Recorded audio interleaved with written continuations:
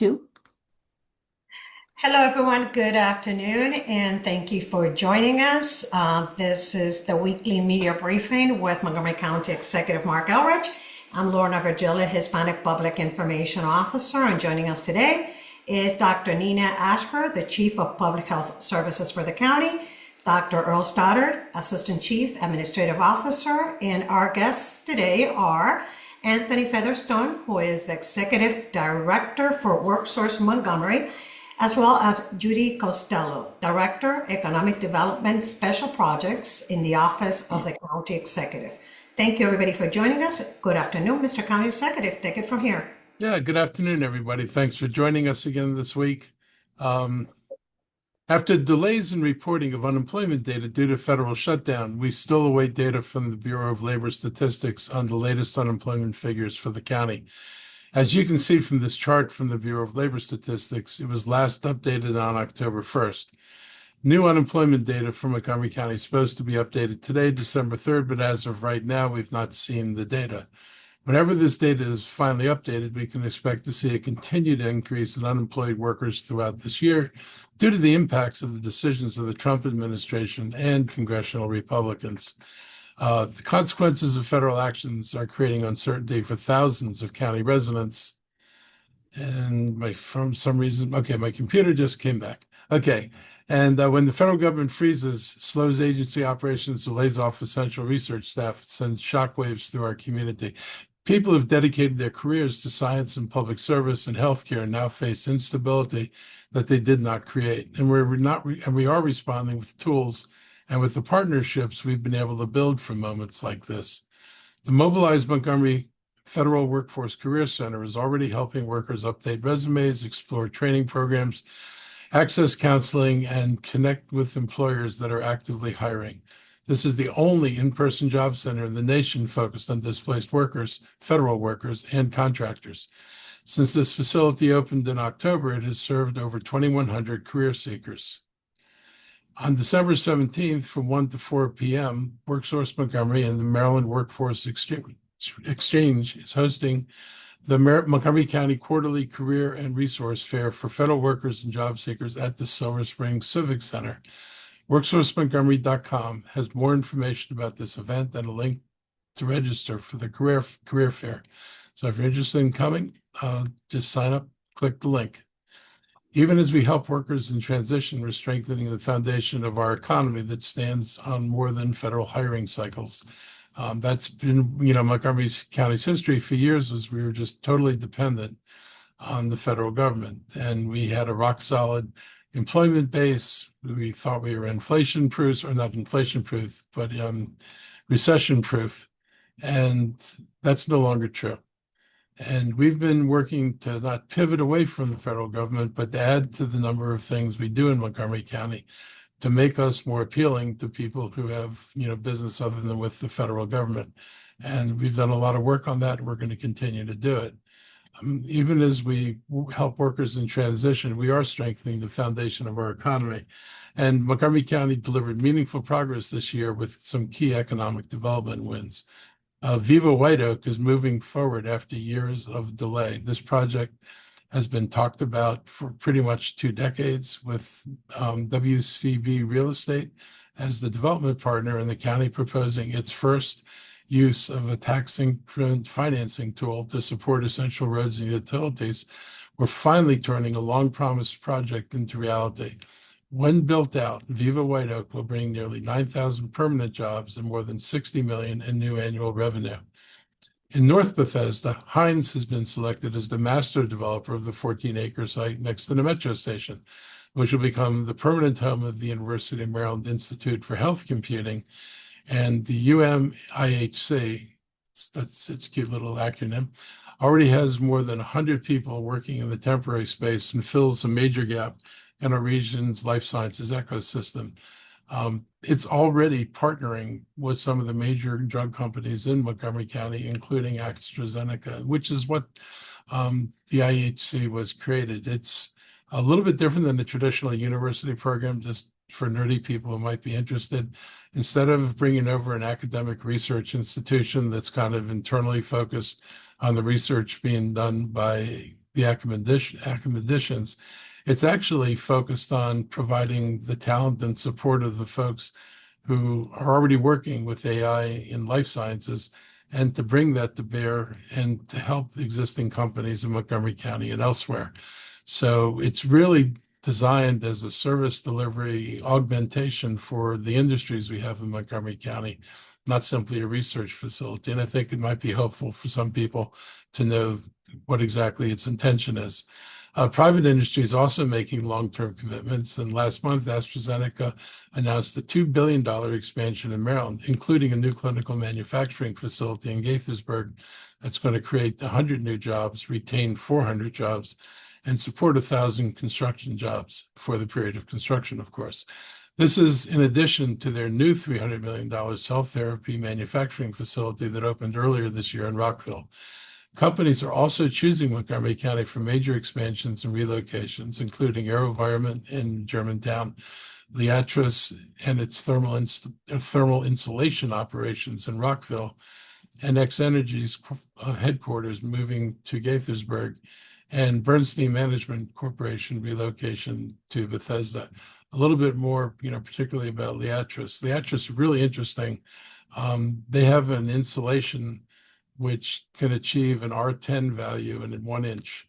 And why that's important and a big deal for construction is if your goal is to get an R30 wall when you're building a house or building an office building, normally you would need about 6-inch studs in order to fit enough insulation in there. With their insulation, you can do this with normal 2x4s, and that brings down the cost of construction. It also brings down the weight of the building. So the ability to do things like this is really, one of the things that in the future could be game changing for the construction industry. And I think it's nice to share a little bit of extra information with everybody out there rather than just saying it's here. It could be a really cool change in how construction is done.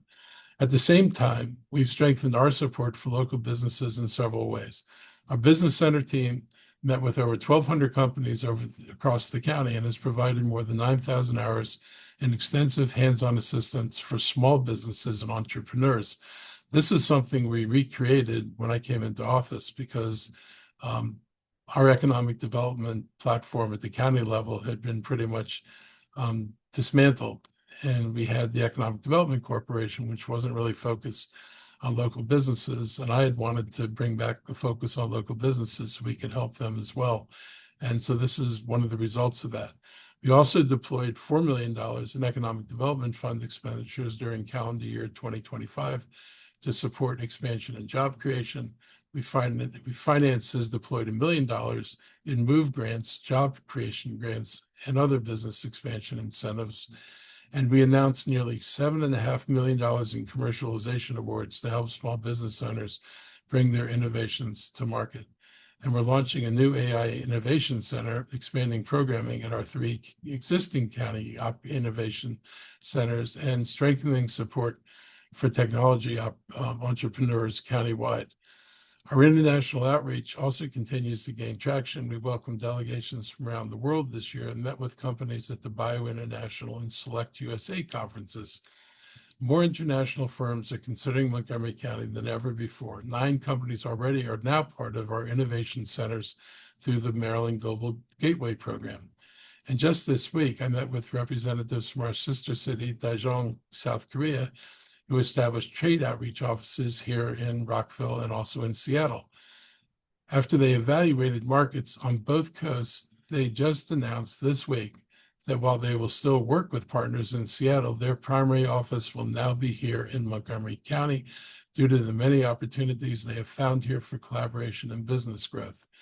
Daejeon, like many of our other international jurisdiction and business partners, are very attracted to our proximity to the nation's capital, the diversity of our population, and the quality of our public education system. I look forward to more opportunities coming from our international economic missions and outreach in 2026. So right now, we'd like to invite some important leaders when it comes to adding jobs to the county.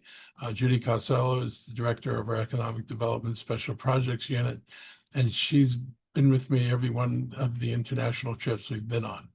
And Anthony Featherstone is the director of Workforce Montgomery, is here to talk about efforts to get people back in the job market. And thank you both for joining us.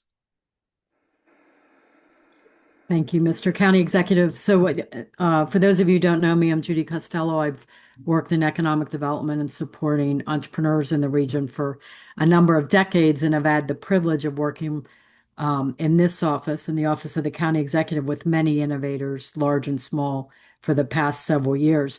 So, the county executive already shared a lot of facts. Happy to answer questions offline or hear about them, a lot of the numbers, but I think one of the important themes, given the economic times that we have, is a real effort by our county government to diversify the industry and make sure that we have more opportunities for displaced federal workers and anybody else who is seeking new job growth. So while our county remains the center of the third largest biohealth cluster in the country, and that was the most recent data, even after the slowdown in January, according to Genetic Engineering News. The county executive referenced a total of actually 250 new jobs between the cell therapy manufacturing unit and the clinical manufacturing unit announced last week. And we have growth there and opportunities across the biohealth sector. But also, he mentioned AV, AeroVironment. We have other advanced manufacturing companies that are growing, and that is an opportunity that our government is supporting through grants to companies large and small. Many of you may have seen the announcement recently about X Energy. I think the county executive just visited them last month with the Maryland Department of Commerce secretary. I was on their website the other day. There are more than 100 job openings now posted. Last week, they announced a $700 million Series D funding, and they do have operations in other places where they're building some of their plants, like Texas. But guess what? There are more than 100 jobs on that website right now in Montgomery County. Engineering to accounting. It's a good example of how diversifying our economy is important. In terms of the small business support, those 1,200 companies that were visited, I think it's 9,000 person hours by our business center team. That team is only 8 people, a couple of whom work primarily on grants and staffing. So they are out on the street and answering incoming calls on a regular basis.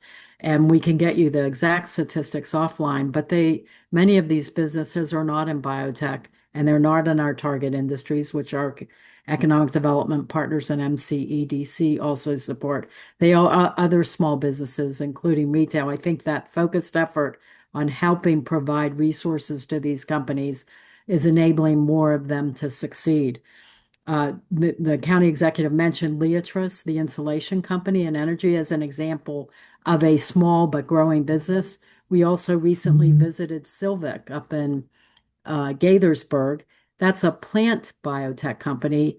And again, it's not traditional biotech, but that company alone may save the citrus crops when you and I eat oranges, because apparently a couple years ago there were 130 million citrus trees. Now there are only 30. And it is a Montgomery County small business that has a proprietary vaccine that is the leading potential ability to save the citrus crops. What's important from an economic development standpoint is that they were only an idea, a patent, and a concept in 2021 with 3 people. We have supported their expansion through MOVE grants and innovation grants, and they now have grown to 17 people and expect to grow to 25, and to have their plant vaccine equivalent that's non-GMO and safe approved by federal regulatory authorities in the spring. Real quick on the international travel, as people working with international firms in economic development know, it takes a long time to build relationships, especially overseas. We first met a satellite component company in 2023 in Taiwan. Last month we signed an MOU. A press release will go out on this in the next couple of weeks. They are a Taiwanese-based satellite component company who want to manufacture their product here in Montgomery County after visiting a lot of other places, not only in the United States, but around the world. Also, during our most recent mission, we signed two other MOUs, one of them with a biotech consumables manufacturer. That CEO is actually in Montgomery County now, looking for space to manufacture things like the tubes that are used when blood is drawn and other biotech consumables. And we signed another MOU with an association of companies like his, and they have already committed to visiting us in the spring because they want to put their association headquarters here. So there's lots of other information, but there's other important news you have to get to. If you have any questions, I'm happy to answer them offline or at the end of this. Thank you for your time. Thank you, Director Costello. Mr. Featherstone, do you have any remarks? Yep. Good afternoon, everyone. And first, I want to thank the county executive for the opportunity to provide some remarks today. Anthony Featherstone, I get to have the pleasure of serving as the executive director for WorkSource Montgomery County's local workforce development board. Our role is to make sure that the companies that are here, that were mentioned, companies that are expanding, companies that are coming to Montgomery County, have the talent pool to thrive here in Montgomery County. And so, as mentioned, with what's happening at the federal level and the federal workers and federal contractors who are, back into job search mode, we've really sprung into action as a county, as a collective through Mobilize Montgomery over the past few months. And so, though, for those who don't know, Mobilize Montgomery is a coalition led by county government, economic development, workforce development, local chambers, and community organizations. And so, the Federal Workforce Career Center was opened in October of this year through the Mobilize Montgomery Coalition. And as was mentioned, we've served well over 2,000 residents since our opening. So we've been really busy. During the first couple months, we've had the pleasure of also partnering with many government agencies and elected officials, as well as many of our local businesses in our employer community, from private companies like Lockheed Martin to Montgomery County government, Montgomery County public schools, and so forth, to make sure that our federal workers know and have access to the opportunity here in Montgomery County and in the region.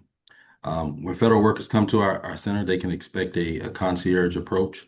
The crux of what we do is provide career coaching. And so we want to make sure that everyone has the virtual or in-person assistance to figure out how their skills translate into private sector, state government, or local government. So they're live career coaches and electronic or automated tools to help you figure out your next step.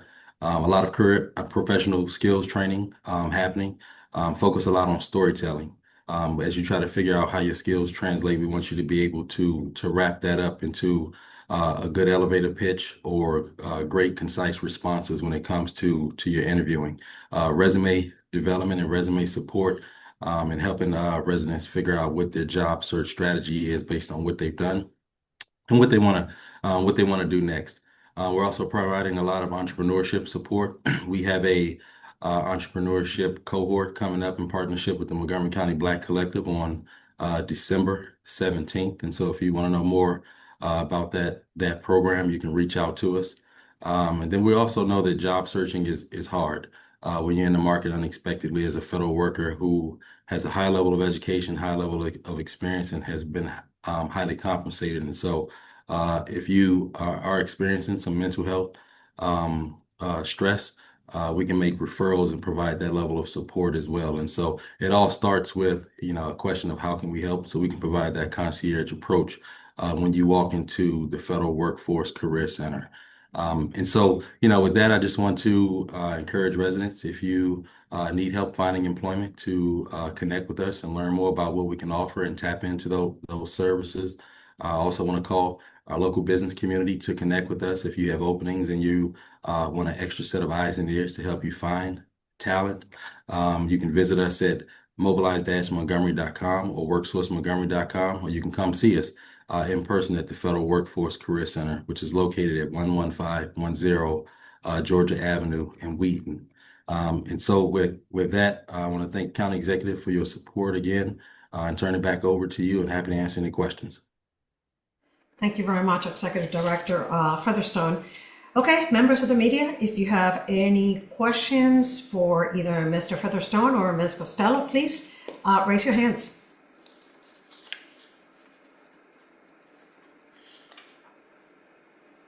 Any questions regarding these topics for our guests? I see Sioli Hackleby. She's from Bethesda today. Good afternoon. Thank you. Go ahead. I just wanted to double check. I just looked at the Bureau of Labor Statistics website, and it looks like the state employment and unemployment data, which I think is what we're talking about here, what we were expecting today, is now scheduled to be released December 11th. So I'm just wondering, once that.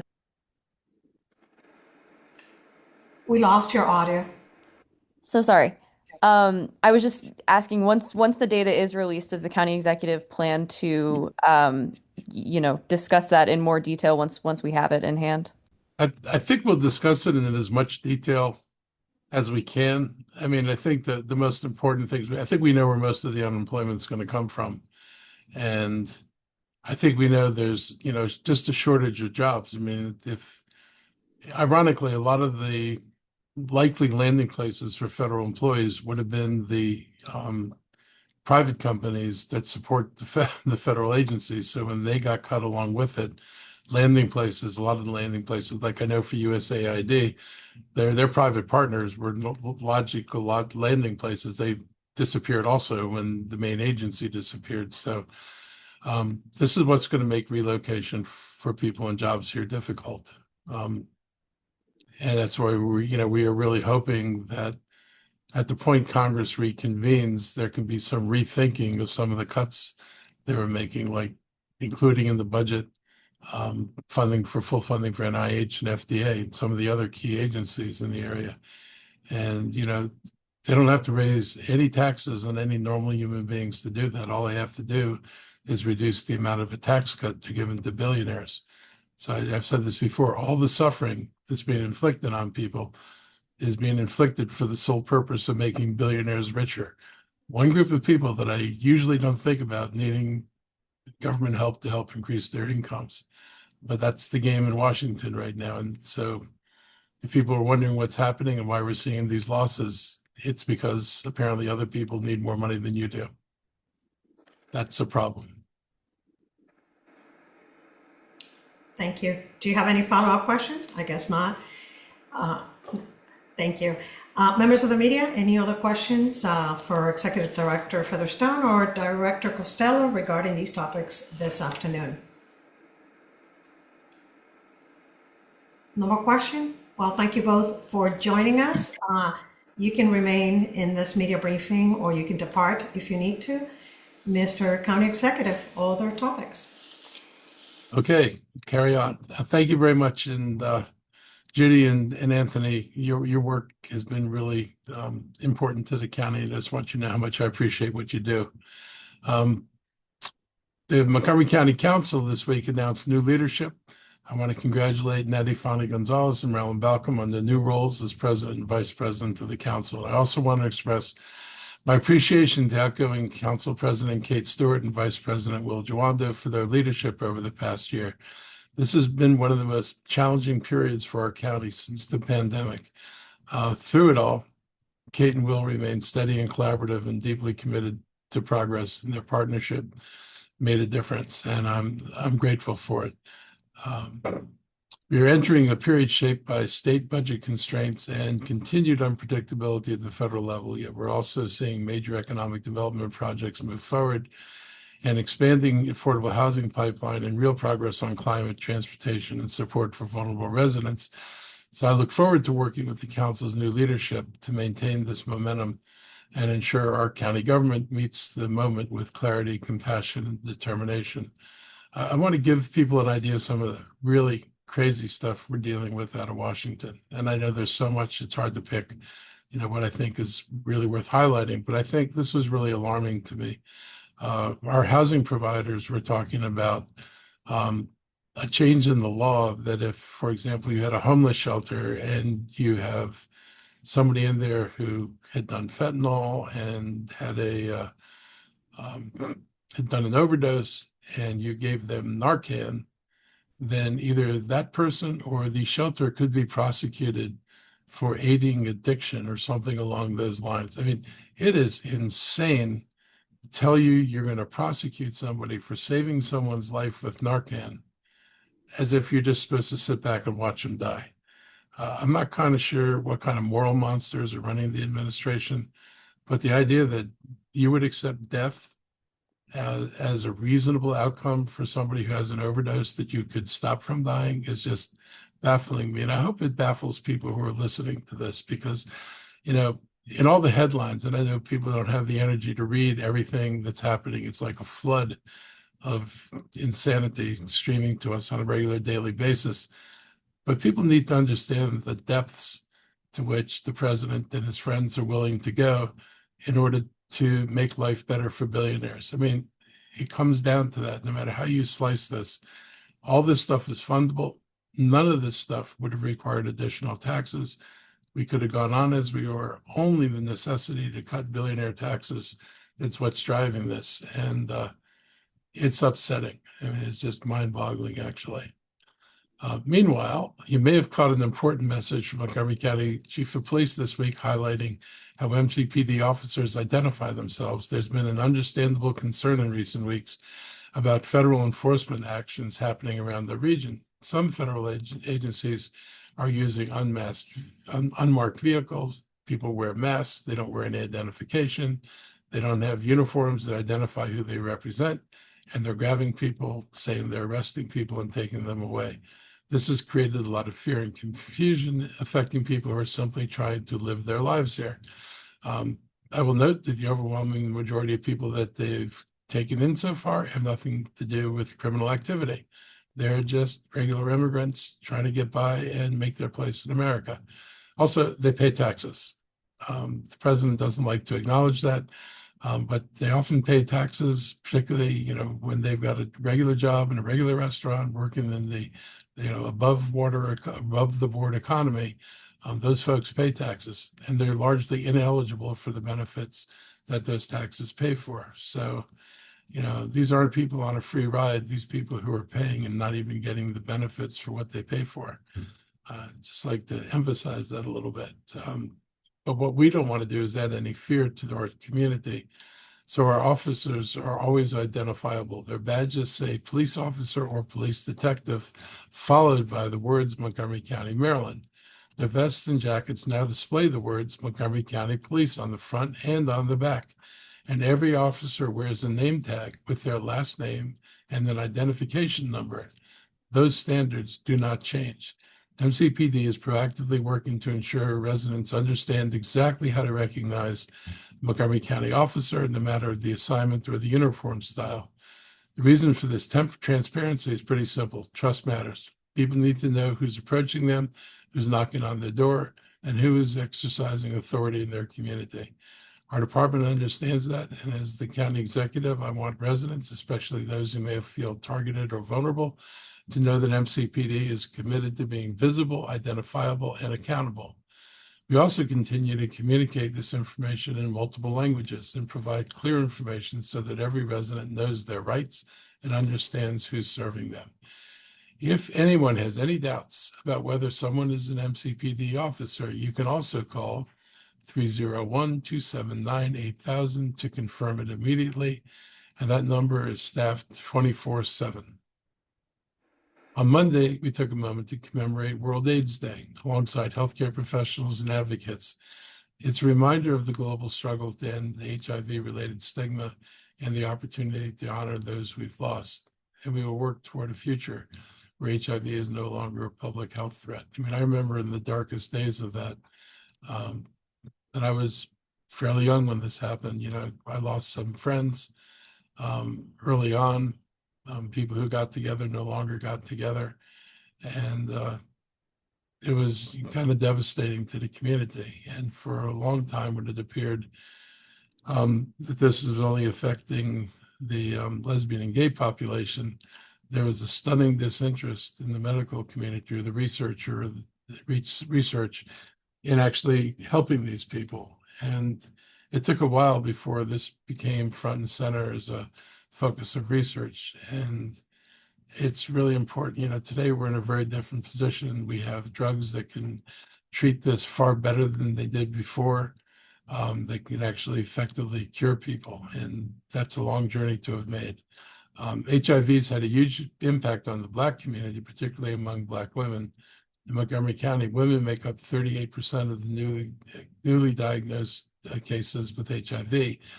81% of all women living with HIV in our county are Black.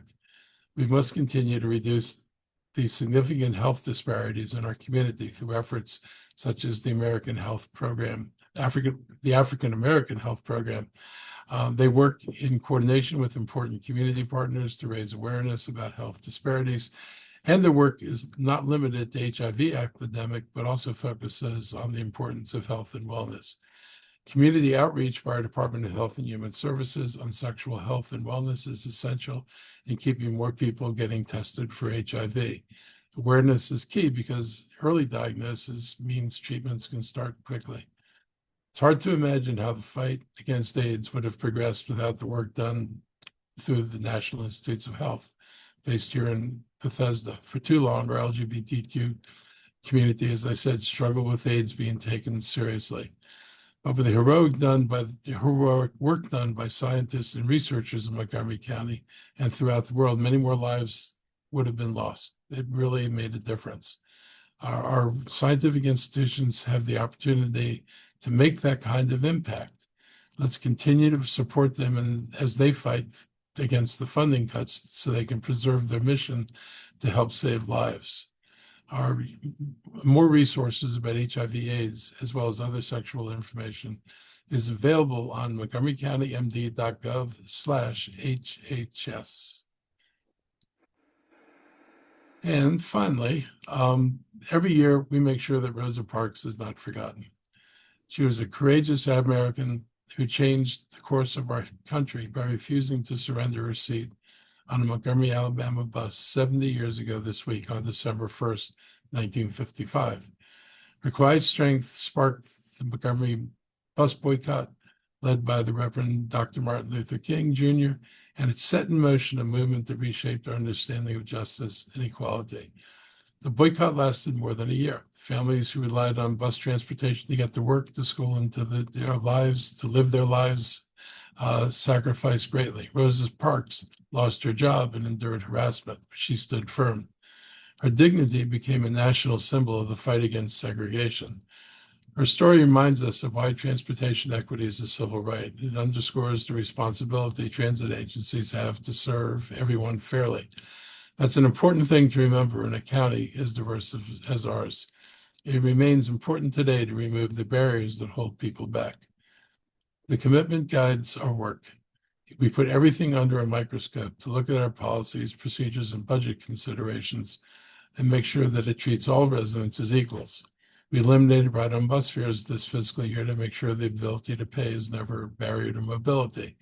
We continue programs that ensure seniors, people with disabilities, county youth can ride on more Metro buses within the county for free using a specialized Smart Trip card, and youth cruiser cards, which are available at schools and county libraries. Throughout December, MCDOT will honor Rosa Parks' legacy by placing commemorative interior cards on the inside of our nearly 400 ride-on buses.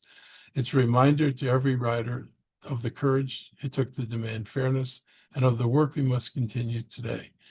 I was proud to stand alongside Councilmember Lori Ann Sales, Will Juando, other council members, and transportation leaders in honoring Rosa Parks Day with a proclamation.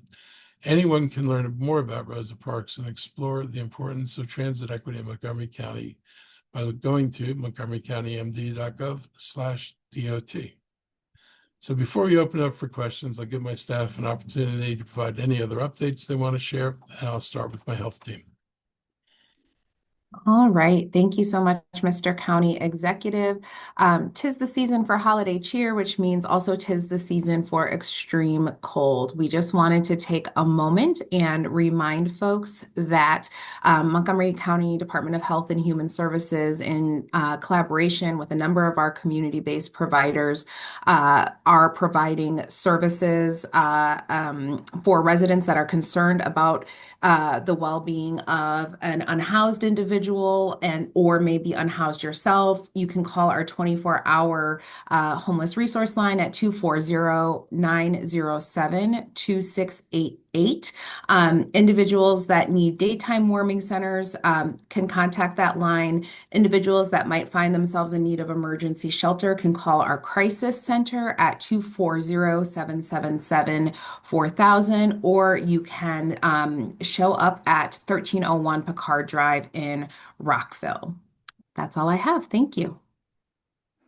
Thank you, Dr. Ashford. Dr. Stoddard, do you have any statements this afternoon? I guess not. Okay, members of the media, any questions for the county executive and or the team this afternoon, please raise your hands.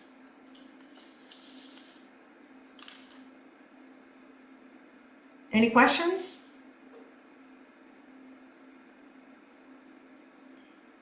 I guess we don't have any questions, Mr. County Executive. All right. Thank you for joining us, everyone. Have a great afternoon. Stay safe, and we'll see you next time. Bye-bye.